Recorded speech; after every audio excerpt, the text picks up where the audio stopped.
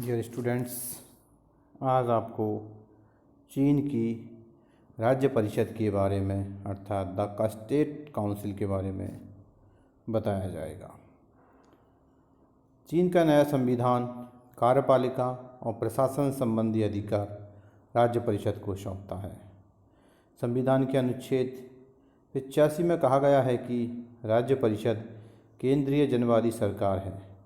राज्य परिषद राष्ट्रीय जनवादी कांग्रेस तथा उसकी स्थायी समिति के प्रति उत्तरदायी और जवाबदेह है। अब आता है राज्य परिषद की रचना और संगठन। राज्य परिषद की रचना प्रधानमंत्री, उप प्रधानमंत्रियों, स्टेट काउंसलरों, मंत्रालय के प्रभारी मंत्रियों, आयोगों के प्रभारी मंत्रियों, ऑडिटर जनरल तथा महासचिव से मिलकर होती है। राज्य परिषद के बारे में समस्त दायित्व प्रधानमंत्री पर है। मार्च 2003 में बेन जियाबाओ प्रधानमंत्री निर्वाचित किए गए थे। संविधान राज्य परिषद के सदस्यों की संख्या या मंत्रालयों की भी चर्चा नहीं करता, जैसा कि पूर्व सोवियत संघ के संविधान में किया गया है। इन्हें निर्धारित करने का अधिकार राष्ट्रीय जनवादी कांग्रेस को दिया गया है। चौथी राष्ट्रीय जनवादी कांग्रेस ने साम्यवादी पार्टी की केंद्रीय समिति के सुझाव पर जिस राज्य परिषद का गठन किया, उसमें प्रधानमंत्री, 12 उप प्रधानमंत्री और कुल 19 मंत्रालय थे। कुछ उप प्रधानमंत्री भी मंत्रालय के प्रभारी थे, जबकि अन्य को कोई विशेष मंत्रालय नहीं वरन सामान्य जिम्मेदारियां दी गई। राज्य परिषद का कार्यकाल राष्ट्रीय जनवादी कांग्रेस की भांति 5 वर्ष है। राज्य परिषद राष्ट्रीय जनवादी कांग्रेस और इसकी स्थायी समिति के प्रति उत्तरदायी होती है। इसलिए जहाँ तक इसके कार्यकाल का प्रश्न है, एक टीम के रूप में इसका कार्यकाल सामान्यतः 5 वर्षों से कुछ अधिक ही होगा, जब तक नई राष्ट्रीय जनवादी कांग्रेस द्वारा नई राज्य परिषद का गठन न कर लिया जाए। यदि राष्ट्रीय जनवादी कांग्रेस का कार्यकाल बढ़ा दिया जाए तो राज्य परिषद का कार्यकाल भी तदनुसार यानी उसके अनुसार ही बढ़ जाता है। लेकिन प्रत्येक स्थिति में यह राष्ट्रीय जनवादी कांग्रेस तथा उसकी स्थायी समिति के प्रति उत्तरदायी होती है। अब आता है प्रधानमंत्री और मंत्रीगण। नए संविधान के अनुच्छेद 88 के अनुसार राज्य परिषद प्रधानमंत्री के मार्गनिर्देशन में कार्य करेगी। उप प्रधानमंत्री तथा स्टेट काउंसलर उसके कार्यों में सहायता करेंगे। राज्य परिषद की कार्यकारी बैठकों में प्रधानमंत्री, उप प्रधानमंत्री, स्टेट काउंसलर तथा महासचिव सम्मिलित होंगे। राज्य परिषद की कार्यकारिणी की बैठकों का आयोजन तथा अध्यक्षता प्रधानमंत्री करेंगे। मंत्रालय के प्रभारी मंत्री तथा आयोग के अध्यक्ष अपने अपने विभाग के कार्यों के प्रति उत्तरदायी होंगे। वे अपने अपने विभागों की बैठकों का आयोजन भी करेंगे और विभागीय प्रश्नों का निर्णय भी करेंगे। प्रधानमंत्री की स्थिति के संबंध में चीन के संविधान में कुछ भी नहीं कहा गया है और न ही इस बात की चर्चा है कि अन्य मंत्रियों की नियुक्ति प्रधानमंत्री के परामर्श पर की जाएगी। उसकी संवैधानिक स्थिति की तुलना यदि भारत या ब्रिटेन के प्रधानमंत्री से की जाए तो स्पष्ट ही उसका अधिकार क्षेत्र बहुत ही सीमित है। पूर्व सोवियत संघ के प्रधानमंत्री के साथ ही उसकी तुलना उचित प्रतीत होती है। इन दोनों ही अधिकारियों को प्रधानमंत्री के रूप में अलग से कोई महत्वपूर्ण अधिकार प्राप्त नहीं है, लेकिन क्योंकि प्रधानमंत्री पदधारी ये व्यक्ति अपने अपने देश की साम्यवादी पार्टी में प्रभावशील स्थिति रखते हैं, इसलिए शासन व्यवस्था में भी उन्हें बहुत अधिक महत्वपूर्ण स्थिति प्राप्त होती है।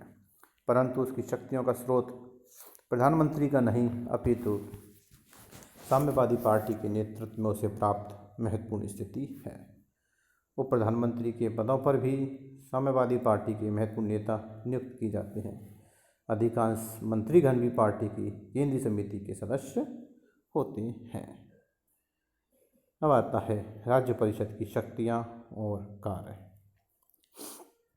संविधान के अनुच्छेद 89 में राज्य परिषद की कार्य एवं शक्तियाँ का उल्लेख किया गया है, जो निम्न प्रकार से है।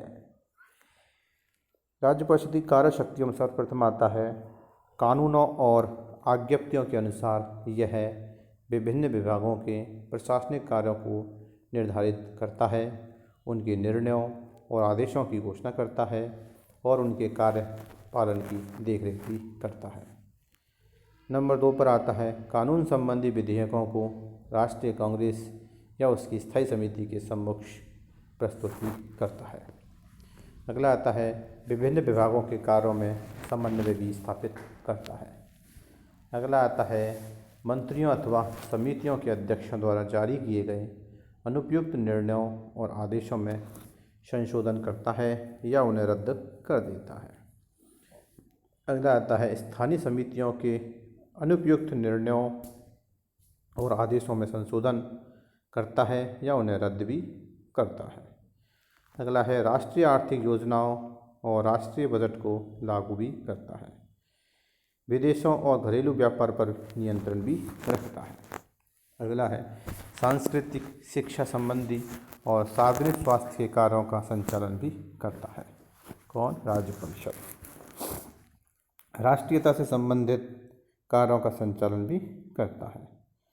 अगला है विदेशों में रहने वाले चीनियों से संबंधित कार्यों का संचालन भी करता है। राज्य के हित की रक्षा करता है, सार्वजनिक व्यवस्था कायम रखता है और नागरिक अधिकारों की रक्षा भी करता है। अगला है वैदेशिक संबंधों का संचालन भी करता है। सशस्त्र सेनाओं का निर्माण तथा संचालन का कार्य भी राज्य परिषद द्वारा किया जाता है। स्वशासित जिलों, तहसीलों और नगरपालिकाओं के पद और सीमाओं को स्वीकार भी करता है। कानून द्वारा निर्धारित प्रक्रिया के अनुसार प्रबंधक अधिकारियों को नियुक्त और उनको पद से भी हटाता है। अगला कार्य आता है राष्ट्रीय कांग्रेस या उसकी स्थायी समिति द्वारा सौंपे गए अन्य कार्य भी करता है और अन्य अधिकारों का उपयोग भी करता है। राज्य परिषद के कार्यों को देखने से ऐसा लगता है कि उसके कार्य प्रशासकीय कार्यों को निर्धारित करना, संविधान, कानून और आज्ञप्तियों के अनुकूल निर्णय और आदेश जारी करना, विभिन्न मंत्रालयों, आयोगों तथा देश के अंतर्गत स्थानीय स्तर के राज्यांगों को का केंद्रीकृत नेतृत्व करना, राष्ट्रीय आर्थिक योजना और राष्ट्रीय बजट का प्रारूप तैयार करना और उसे लागू करना है। इन सब के अतिरिक्त राज्य परिषद का एक महत्वपूर्ण कार्य उन प्रशासकीय कार्यों का निर्देशन करना तथा उन शक्तियों का प्रयोग एवं कार्यों का संपादन करना है जो राष्ट्रीय जनवादी कांग्रेस या उसकी स्थायी समिति द्वारा सौंपे जाते हैं। इस प्रकार आज आपको चीन की राज्य परिषद के अंतर्गत राज्य परिषद की रचना और संगठन, प्रधानमंत्री और मंत्रीगण एवं राज्य परिषद की शक्तियों एवं कार्यों के बारे में बताया गया है। Thank you.